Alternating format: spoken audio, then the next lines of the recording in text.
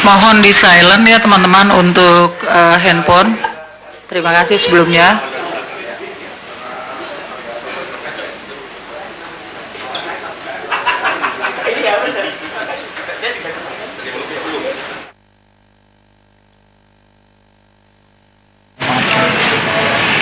Kita lihat ini adalah persiapan konferensi pers yang dilakukan di CKS oleh Presiden Republik Indonesia ke-6 Susilo Bambang Yudhoyono. Terlihat sudah hadir Ibas di sana yang sudah duduk bersama beberapa politisi yang kabarnya akan mendampingi Pak SBY menyampaikan konferensi pers yang harusnya dijadwalkan pada pukul 10 waktu Indonesia Barat pagi ini. Belum ada poin-poin yang didapat dari rekan kami di sana, namun kabarnya konferensi pers ini ada kaitannya dengan pertemuan Pak SBY dengan Menko Polhukam Wiranto, dan ada kaitannya juga dengan pertemuan yang berlangsung kemarin antara Pak Susilo Bambang Yudhoyono dengan Wakil Presiden Yusuf Kala, di mana seperti yang kita ketahui pertemuan Pak Susilo Bambang Yudhoyono dengan Menko Polhukam Wiranto ketika itu membahas soal keamanan dalam negeri. Pak Wiranto sempat menyampaikan pendapatnya bahwa suasana di masyarakat ini memang harus tetap kondusif. Kita sudah melihat kehadiran dari Pak Susilo Bambang Yudhoyono yang sepertinya sudah bersiap untuk menyampaikan konferensi pers. Kita saksikan bersama.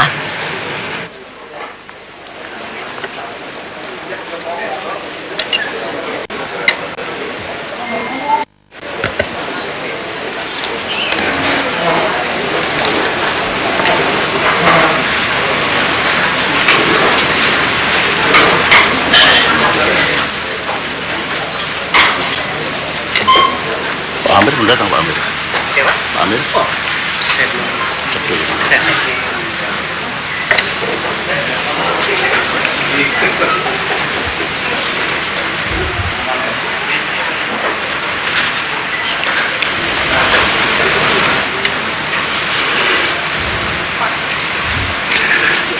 Bismillahirrahmanirrahim. Assalamualaikum warahmatullahi wabarakatuh. Salam sejahtera untuk kita semua. Om Swastiastu. Para wartawan yang saya cintai, alhamdulillah hari ini kita dapat kembali berada di rumah Cikeas ini, rumah perjuangan kami, untuk saya dapat memberikan penjelasan melalui saudara-saudara untuk diteruskan kepada saudara-saudara kami, rakyat Indonesia, berkaitan dengan perkembangan situasi politik terkini.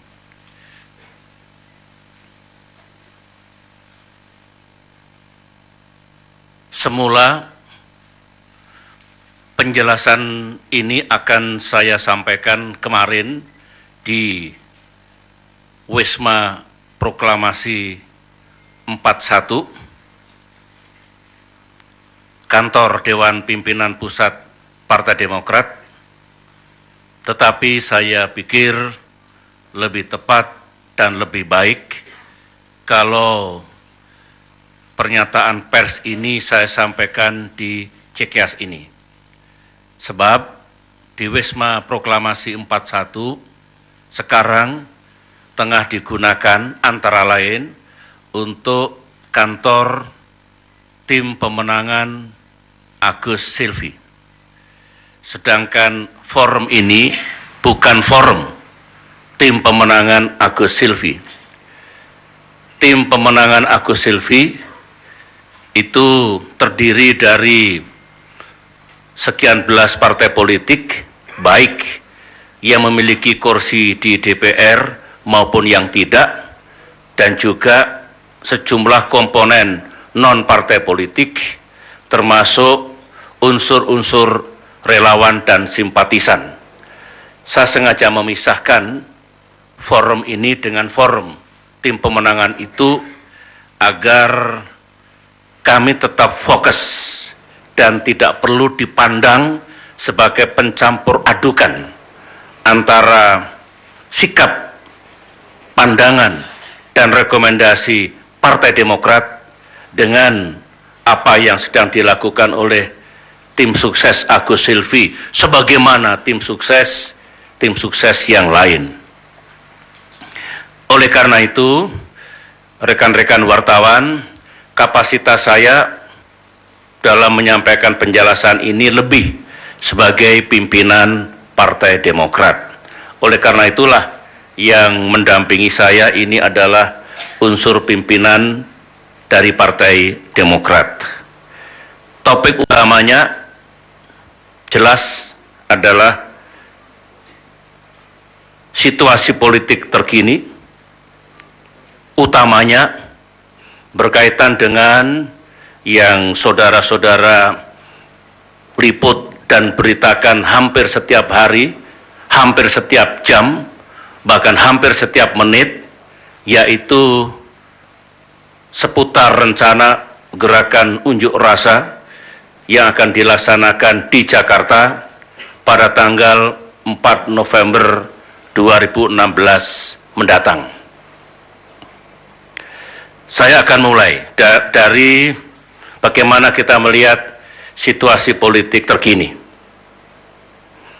Ya, minggu ini politik di negeri kita menghangat, bukan hanya di Jakarta, tetapi juga di seluruh tanah air.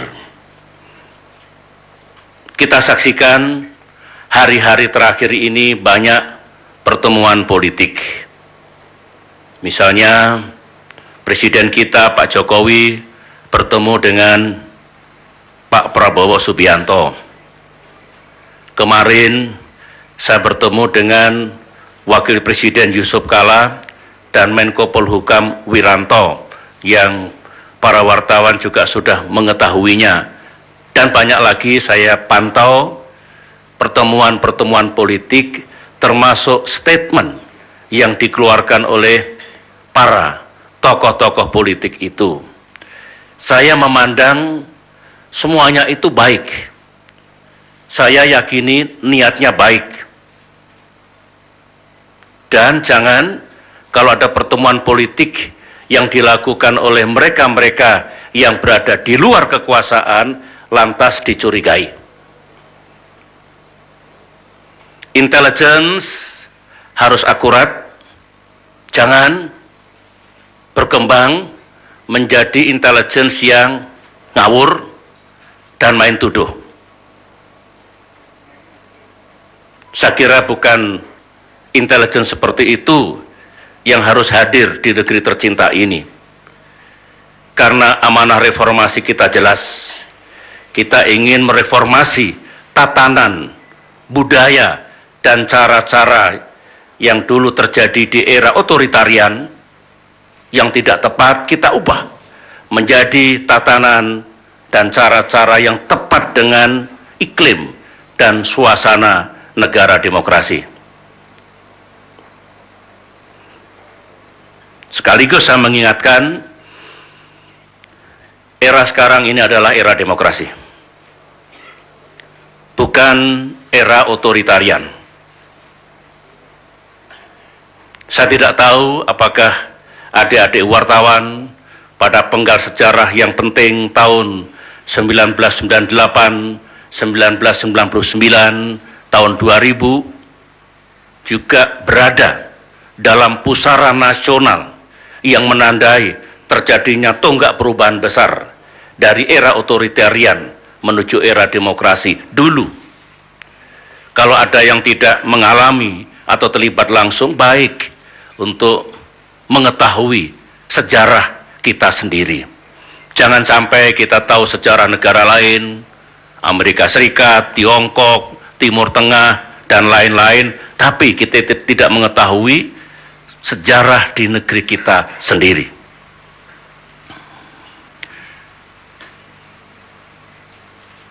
masih berkaitan dengan situasi politik sekarang ini, saya juga menyimak banyak sekali seruan, boleh unjuk rasa, tapi jangan anarkis.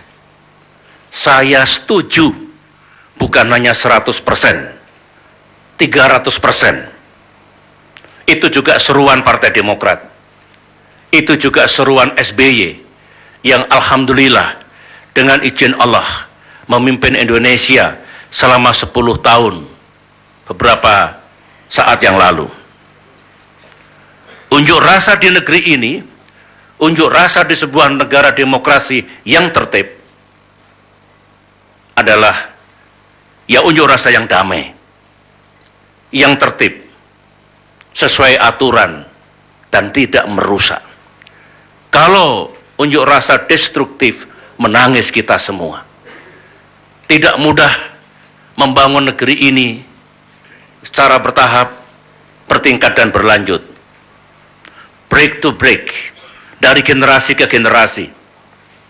Oleh karena itu hasil pembangunan janganlah dalam waktu yang sekejap, katakanlah begitu, tiba-tiba harus dirusak.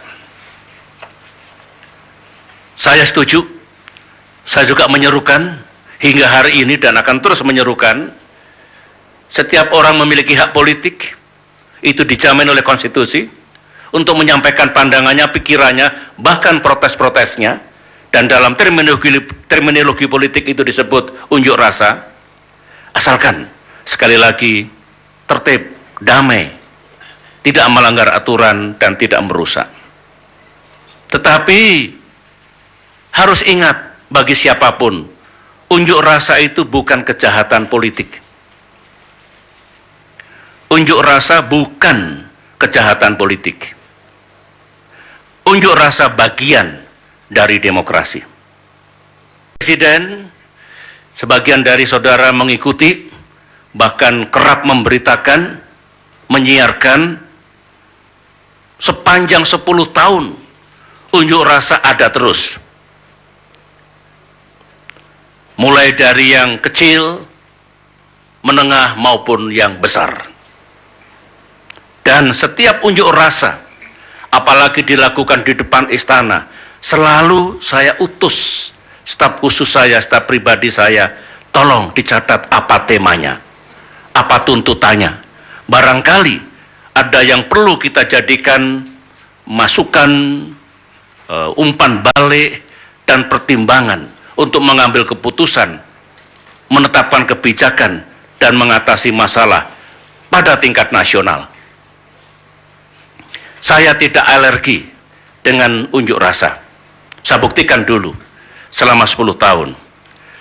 Dan meskipun 10 tahun pemerintahan yang saya pimpin ibaratnya tidak pernah sepi dari aksi-aksi unjuk rasa, pemerintahan kami tidak jatuh. Ekonomi tetap tumbuh. Saya masih bisa bekerja. Siapa bilang tidak bisa bekerja? Kalau tidak bisa bekerja, bagaimana ekonomi tumbuh? Dan lain-lain yang alhamdulillah telah kita capai dulu. Intelligence dulu juga tidak mudah melaporkan kepada saya sesuatu yang tidak akurat. Saya senang polisi dan jajaran aparat keamanan juga tidak main tangkap, apalagi main tembak. Tadi malam saya berbincang-bincang dengan Pak Yusuf Kalla, kami generasi yang lebih tua, ingat dulu peristiwa tahun 66 yang melibatkan mahasiswa Universitas Indonesia, tahun 1998 yang melibatkan mahasiswa Trisakti. Gara-gara main tembak, terjadilah prahara maha besar yang mengubah jalannya sejarah di negeri kita ini. Kita harus pandai memetik pelajaran sejarah di masa silam.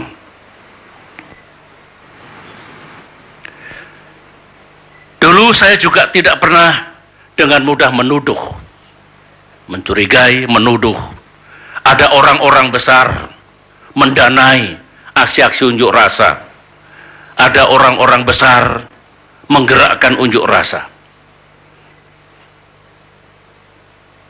Kalau dikaitkan dengan situasi sekarang, kalau ada informasi atau analisis intelijen seperti itu, ya, saya kira berbahaya. Menuduh seseorang, menuduh sebuah kalangan, menuduh sebuah partai politik melakukan seperti itu, pertama itu fitnah. Fitnah lebih kejam dibandingkan pembunuhan. I tell you. Yang kedua, menghina. Rakyat bukan kelompok bayaran. Urusan hati nurani tidak ada yang bisa mempengaruhi. Uang tidak ada gunanya. Apalagi kalau urusan akidah. Banyak di dunia ini mereka yang rela mengorbankan jiwanya demi akidah. Menfitnah orang yang dilaporkan itu, partai politik atau pihak-pihak yang dilaporkan itu atas nama analisis intelligence, sekaligus menghina.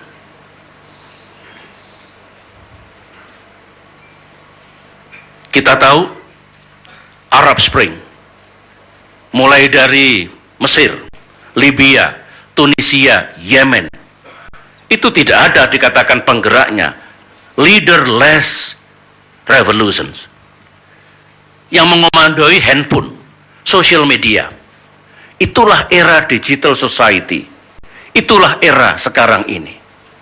Jadi jangan tiba-tiba menyimpulkan ini yang menggerakkan, ini yang mendanai, seperti itu. Dalam menanggapi soal kemungkinan ada laporan yang tidak berdasar seperti itu, saya bukan orang yang sekedar bicara. Saya kumpulkan keterangan, saya korek apa yang ada dalam pikiran para penyelenggara negara, jajaran pemerintahan, beliau-beliau yang sedang mengemban amanah, baru saya bicara.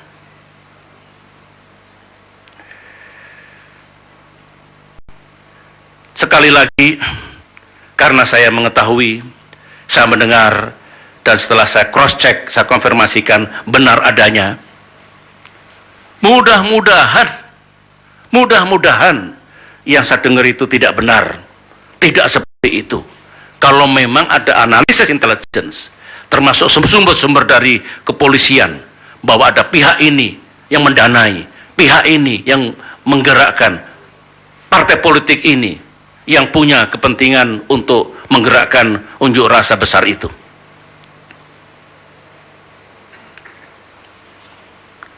Saudara-saudara, berbahaya jika di sebuah negara ada intelligence failure dan intelligence error. Ini istilah intelligence. Intelligence failure misalnya, laporannya itu berlebihan atau kurang. Aman saja Pak, tenang-tenang saja, sudah tidur-tidur saja, ini nggak ada apa-apa. Ini paling-paling unjuk rasanya 500 orang, tiba-tiba 50.000. Terjadi sesuatu, semua tidak siap. There is intelligence failure. Kalau intelligence error, analisisnya bengkok, datanya tidak ada, faktanya tidak ada, dikait-kaitkan, ambil sumber sosial media, termasuk buzzer, dianalisis, pasti ini yang menggerakkan, pasti ini yang mendanai. Itu intelligence error. So, it is very, very dangerous. Kehidupan bernegara dipenuhi dengan info, laporan-laporan, bisikan-bisikan, ataupun yang mengatakan dirinya sebagai intelligence report.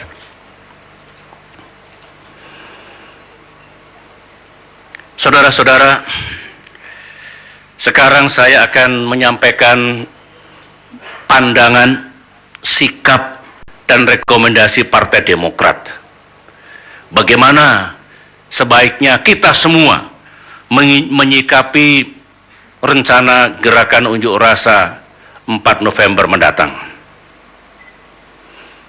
kita ini sering gaduh, gerusa-gerusu, panik, dan bertindak reaktif tak menentu.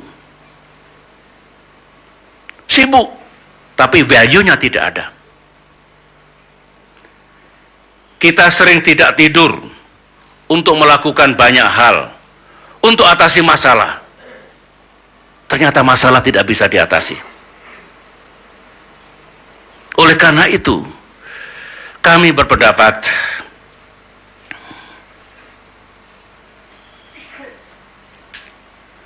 dengan apa yang terjadi, yang bergulir sekarang ini, dari hari ke hari, dari jam ke jam, saya pantau, saya dengarkan, saya analisis, saya punya insting dan naluri. Yang terpikir barangkali, yang dilaksanakan barangkali bagaimanapun unjuk rasa harus kita cegah. Harus kita gembosi, sekat, tutup di luar kota Jakarta. Jangan sampai ada yang masuk dari daerah-daerah, dari provinsi yang lain. Langkah-langkah itu boleh dikatakan tidak salah. Tidak salah dalam arti akan jauh lebih baik, tidak perlu harus ada unjuk rasa, apalagi unjuk rasa yang besar, apalagi yang bisa anarkis, tetapi masalah selesai. Sepanjang masalah itu bisa diselesaikan, itu yang terbaik, nilainya 100, A+. Mari kita bertanya sekarang, sebenarnya apa masalah yang kita hadapi ini?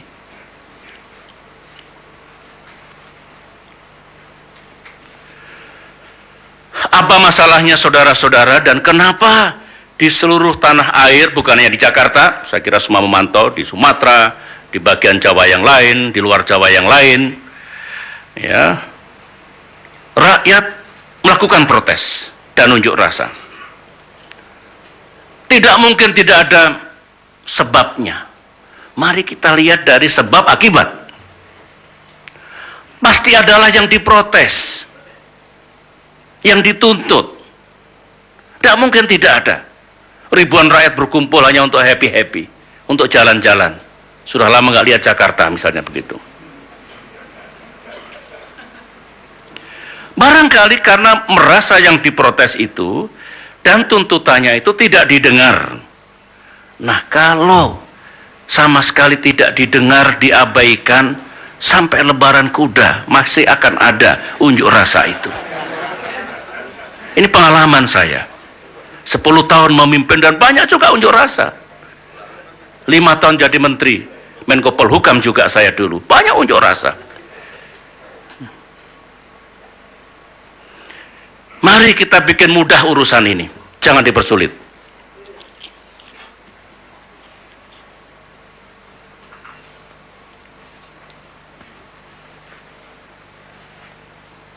Minta maaf.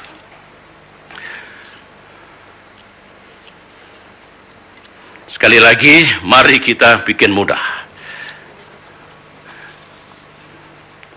Persoalan itu semester 1 yang kuliah di ilmu manajemen, ilmu kepemimpinan. Begini, Pak Ahok, Gubernur Jakarta Basuki Cahayapurnama, dianggap menistakan agama. Ayo kita kembali ke situ dulu. Penistaan agama itu secara hukum tidak boleh dan dilarang. Kembali ke sistem hukum kita, kembali ke KUHP kita. Di Indonesia sudah ada jurisprudensi, sudah ada preseden, sudah ada penegakan hukum di waktu yang lalu menyangkut urusan ini. Yang terbukti bersalah juga telah diberikan sanksi. Jadi, kalau ingin negara kita ini tidak terbakar oleh amarah para penuntut keadilan, jangan salah kutip, negara ini tidak terbakar oleh amarah para penuntut keadilan, Pak Ahok ya mesti diproses secara hukum. Jangan sampai beliau dianggap kebal hukum. Ingat, equality before the law itu adalah bagian dari nilai-nilai demokrasi. Negara kita negara hukum. Kalau beliau diproses, tidak perlu ada tudingan Pak Ahok tidak boleh disentuh. Bayangkan, do not touch Pak Ahok. Bayangkan. Nah, setelah Pak Ahok diproses secara hukum, semua pihak menghormati. Ibaratnya jangan gaduh. Cegah tekanan dari manapun. Baik tekanan yang mengatakan, ini kepada penegak hukum ya, tekanan yang mengatakan, pokoknya Ahok harus bebas. Atau tekanan, pokoknya Agus ulangi. Pokoknya Gubernur Ahok harus dinyatakan bersalah. Tidak boleh, serahkan kepada penegak hukum. Apakah Pak Ahok tidak bersalah nantinya, bebas? Atau Pak Ahok dinyatakan bersalah? Jangan ditekan, biarkan para penegak hukum kita bekerja. Begitu aturan mainnya, begitu etikanya. Nah, boleh rakyat mengikuti dan mengawasi proses penegakan hukum. Begitu. Berarti bola sekarang ada di penegak hukum. Bukan di jalan-jalan raya. Bukan di tangan Pak Jokowi. Bukan di tangan para pemimpin organisasi massa Islam. Bukan di Partai Demokrat, partai manapun. Bola sekarang ada di penegak hukum. Jutaan mata rakyat Indonesia memandang, mengikuti melalui media tradisional maupun melalui media sosial. Bahkan percakapan di lingkungan Polri, di lingkungan kejaksaan, di lingkungan pengadilan atau penegak hukum, para hakim, ataupun di jajaran pemerintahan di era keterbukaan dan di era digital society sekarang ini dengan cepat menyebar. Hati-hati. Hati-hati. Nah, harapan Partai Demokrat, saya kira harapan rakyat juga begitu, penegakan hukum haruslah fair, transparan, dan adil. Jangan direkayasa. Jika proses penegakan hukum berjalan benar, fair, transparan, dan adil, dan tidak direkayasa, rakyat harus menerima apapun hasilnya.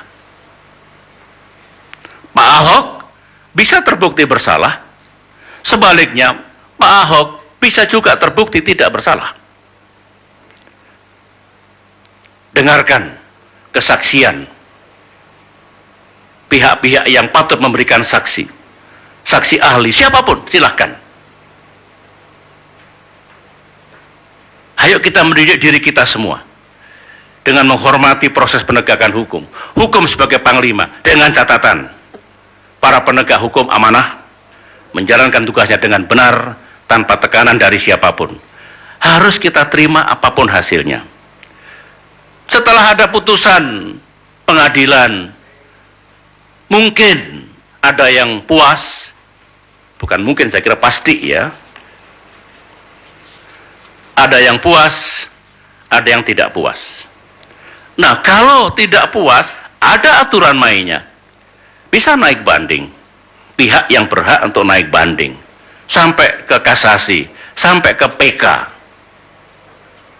Ada aturannya, terbuka. Begitu. Itulah justice system yang harus dihormati dan dijalankan. Lantas ada yang pertama, ada yang bertanya, harus minum ya, kalau ada salah-salah Kata berarti kurang minum ini.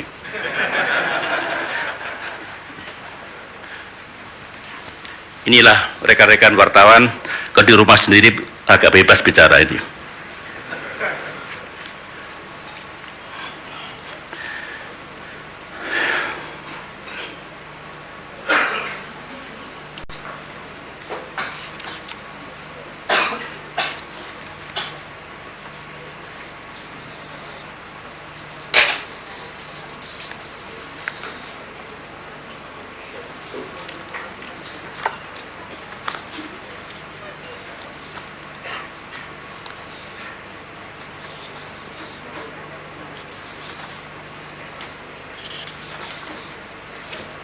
Baik, saya lanjutkan dulu.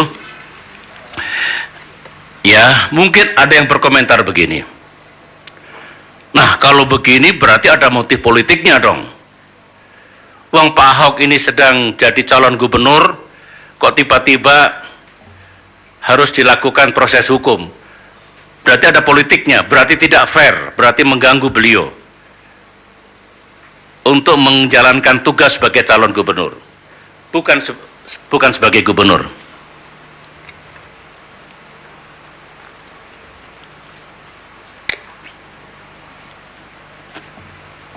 Bahkan barangkali lebih jauh, ya kalau begitu pasti ada pihak yang menginginkan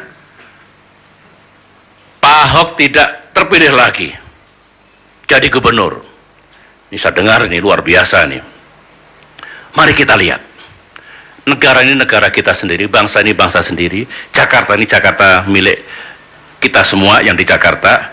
Mari kita lihat dengan pikiran jernih.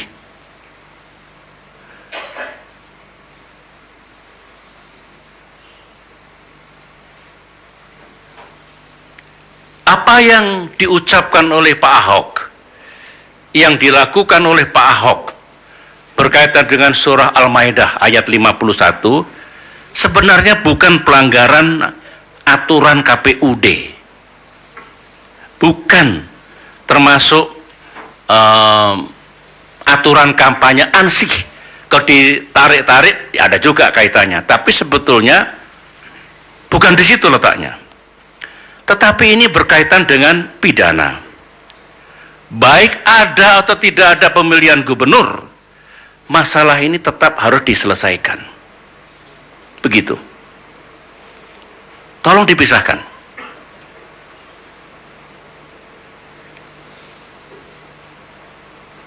Dan kalau ada proses penegakan hukum, menurut pandangan saya, Pak Ahok tidak kehilangan statusnya untuk juga menjalankan kampanye menghadapi pemilihan gubernur DKI Jakarta yang insya Allah pemungutan suaranya akan dilaksanakan pada tanggal 15 Februari tahun 2017 mendatang.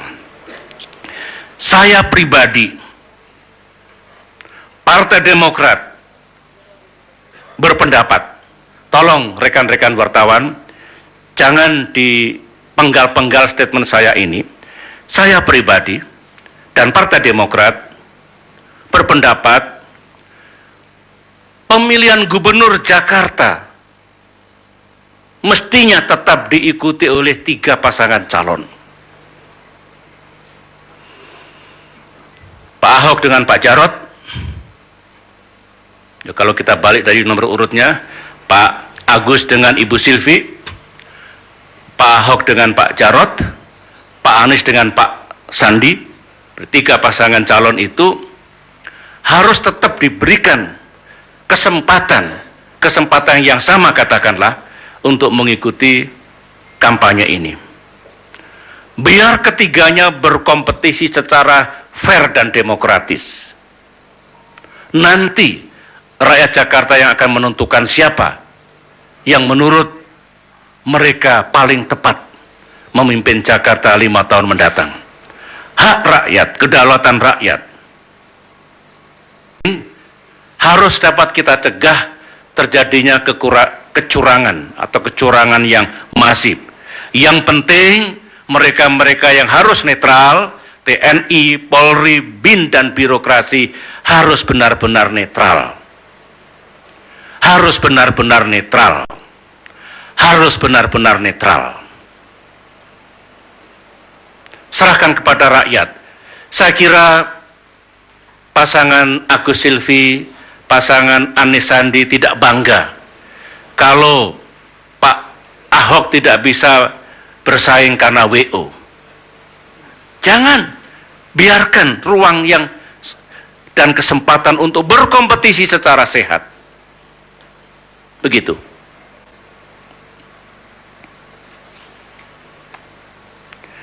Saudara-saudara, itulah pandangan dan usulan sederhana dan tulus dari Partai Demokrat.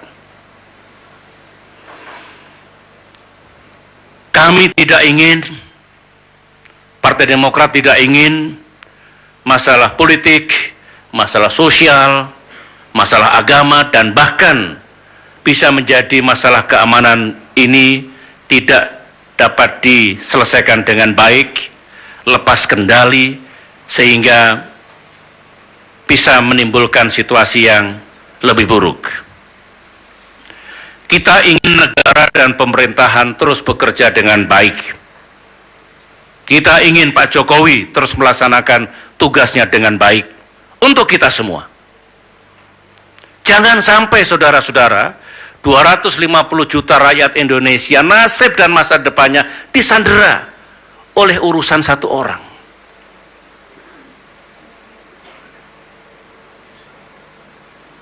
Saya kira tidak benar kehidupan bernegara ini. Macet.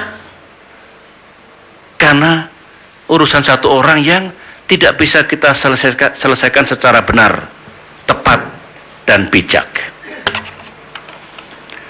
Para wartawan yang saya cintai, sekarang bagian kedua, pada kesempatan yang baik ini saya ingin menyampaikan isu-isu lain. Isu-isu ini mungkin sebulan terakhir ini atau 1-2 bulan terakhir ini diterpakan kepada saya, SBY.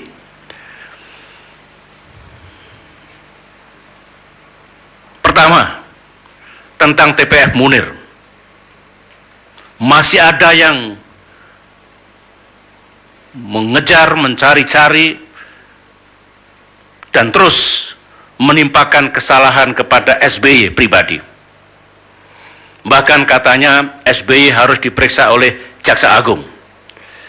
Saya membaca statement Menko Polhukam Pak Wiranto, ditulis besar-besar di media massa, tidak ada instruksi Presiden untuk mengusut SBY dalam kaitan TPF Munir. 2 hari setelah itu saya menerima pesan dari jajaran Jaksa Agung bahwa pihaknya ingin bertemu dengan saya.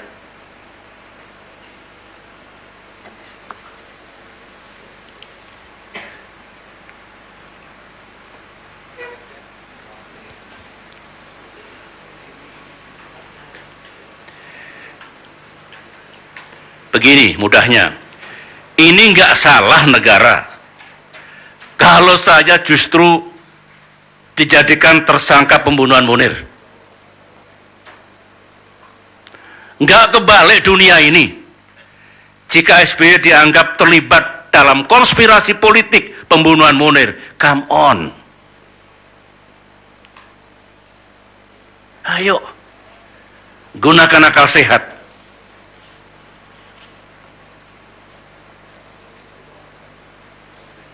Semua punya akal sehat, rakyat punya akal sehat. Penegakan hukum menyangkut kasus meninggalnya almarhum Munir, aktivis HAM Indonesia, di era pemerintahan yang saya pimpin, utamanya yang dilaksanakan oleh para penegak hukum, sudah saya jelaskan terang benderang.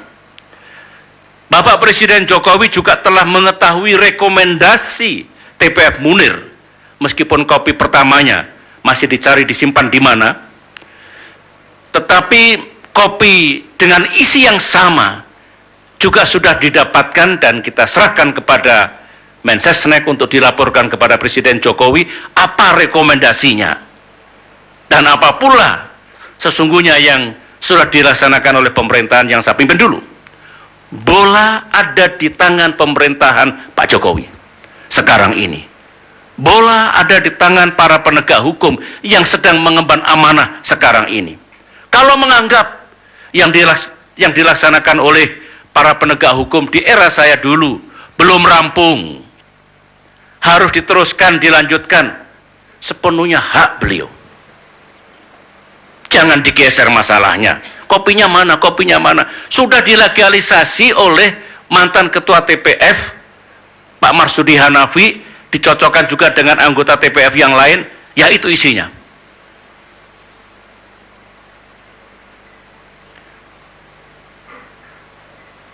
Masih bergulir, masih digoreng. Yang berikutnya lagi, perihal harta SBY yang jumlahnya 9 triliun.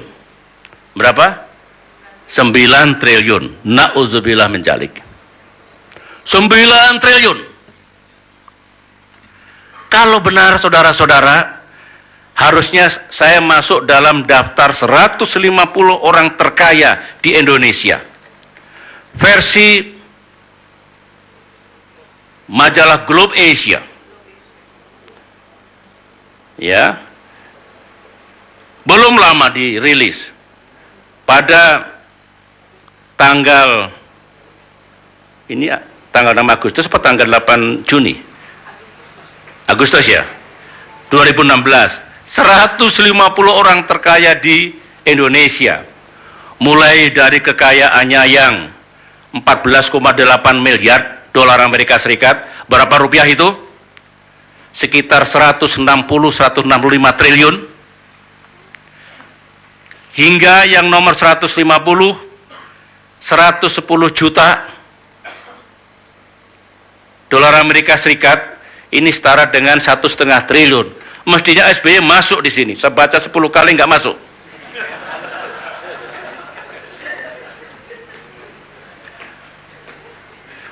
Ada yang ketawa, ada yang tidak ketawa. Katanya, berita 9 triliun ini pertama-tama disampaikan, disiarkan oleh sebuah televisi. Sampai sekarang belum diralat oleh televisi itu. Dan belum minta maaf. Tidak berarti saya akan segera melakukan somasi. Bukan. That is the fact. I am talking about the truth. Ada televisi, entah sengaja, entah diplesetkan, kekayaan SBY 9 triliun. Bahkan sekarang diviralkan, disebarluaskan. Tiap hari orang, Pak SBY, Bapak dihantam terus ini, apa-apa? 9 triliun Pak, gitu. Hingga sekarang, terus disebarkan. Nah, terhadap ini, fitnah yang keji ini, kalau saya punya kekuasaan sekarang ini, era sekarang ini, barangkali yang memberitakan berita bohong itu sudah terbirit-birit. Yang menyebarkan fitnah itu sudah ketakutan. Barangkali dalam waktu 3 hari sudah ketemu. Bareskrim sudah menemukan siapa pertama kali yang menyebarkan berita, akhirnya menjadi viral. Dan pasti ditindak. Mimpi saya, my dream, dan saya punya hak konstitusi untuk bermimpi. My dream. Mudah-mudahan mimpi saya ini tidak dilaporkan ke Presiden Jokowi. Misalnya mimpinya SBY itu mengganggu stabilitas nasional. Mimpi saya, siapapun, rakyat kebanyakan termasuk saya, jika difitnah oleh televisi dan pelaku sosial media melanggar hukum dan etika, itu juga mendapatkan perlakuan yang sama, perhatian yang sama. Teduh, justice for all, tidak tebang pilih. Karena keadilan bukan hanya monopoli yang sedang memegang kekuasaan. Semua.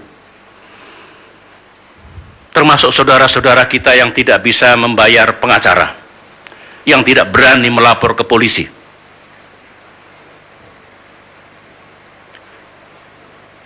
Dari harta 9 triliun, masuk lagi sekarang rumah yang diberikan oleh negara kepada SBY. Pemberitaannya luar biasa menyangkut ini. Lagi-lagi sebuah TV mengatakan luasnya 5.000 meter persegi. Ada lagi luas tanahnya 3.000 meter persegi. Kawan-kawan, teman-teman, saudara-saudaraku yang mendengarkan statement saya ini, mudah-mudahan tidak dipotong, tidak diedit. Oleh karena itu YouTube-nya segera di-upload nanti, biar mereka mendengarkan utuh ucapan saya ini. Menurut Undang-Undang Nomor 7 Tahun 1978, undang-undang itu sudah ada sejak tahun 1978. Bukan dibikin oleh SBY. Di era SBY, DPR dengan pemerintahan SBY, bukan. 1978, 1978. Salah satu bunyinya, mantan presiden dan wakil presiden, dulu bunyinya bekas. Bekas sekarang dianggap bekas barang atau rosokan, sekarang mantan. Mantan presiden dan wakil presiden diberikan sebuah rumah kediaman yang layak dengan perlengkapannya. All former presidents and all former vice presidents. Dulu tidak ada aturannya. 2014 kita atur. Misalnya, kalau sebelumnya ada pejabat yang punya luas tanah 3.000 meter persegi, 4.000 meter persegi, bangunannya 2 kapling, 3 kapling, kita atur. Kita atur di era saya dulu, luasnya maksimal 1.500 meter, tanahnya 1.500 meter persegi, 1.500 meter persegi. Dan yang diberikan oleh negara kepada saya jumlahnya kurang dari 1.500 meter persegi. Bagaimana 5.000 meter? No guilty feeling. Tenang, bahagia menyebarkan berita seperti itu. Saya tidak tahu by design or by chance. Saya juga tidak tahu ketika Sekretariat Negara mengumumkan, ya kami sudah menyerahkan rumah kepada mantan Presiden SBY, dijelaskan nggak yang lain juga terima? Jangan-jangan dikira hanya saya yang dikasih. Ini bicara belak-belakan. Karena saya tidak ingin ada dusta di antara kita. Negeri ini negeri kita semua. Kita ingin makin ke depan makin baik. Kita ingin pemerintahan Pak Jokowi juga sukses. Untuk kita semua. Tapi janganlah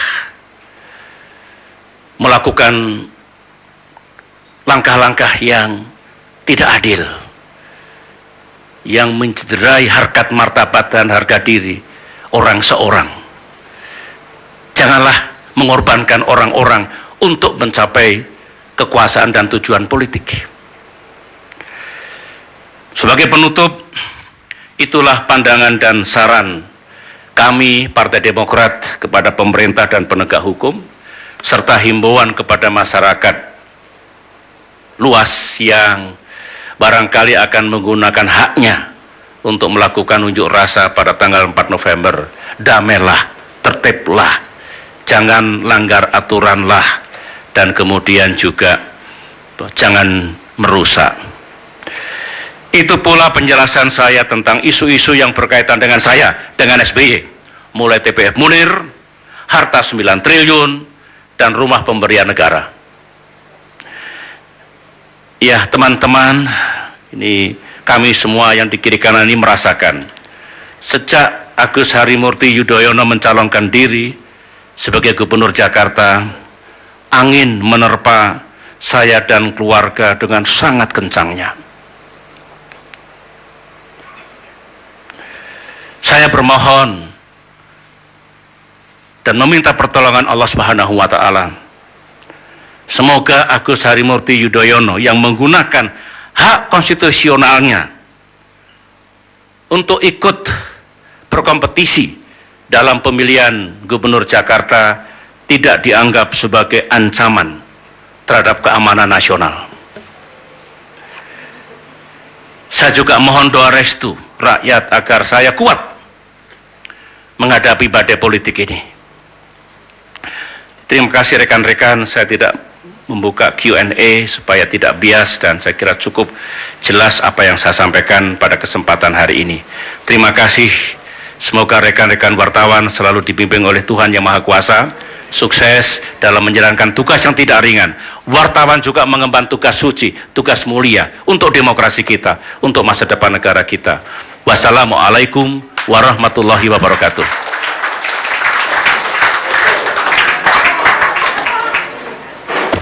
Baik teman-teman, terima kasih banyak. Tidak ada Q&A. Terima kasih atas kehadirannya di Puri Cikeas. Wabillahi taufik wal hidayah. Wassalamualaikum warahmatullahi wabarakatuh.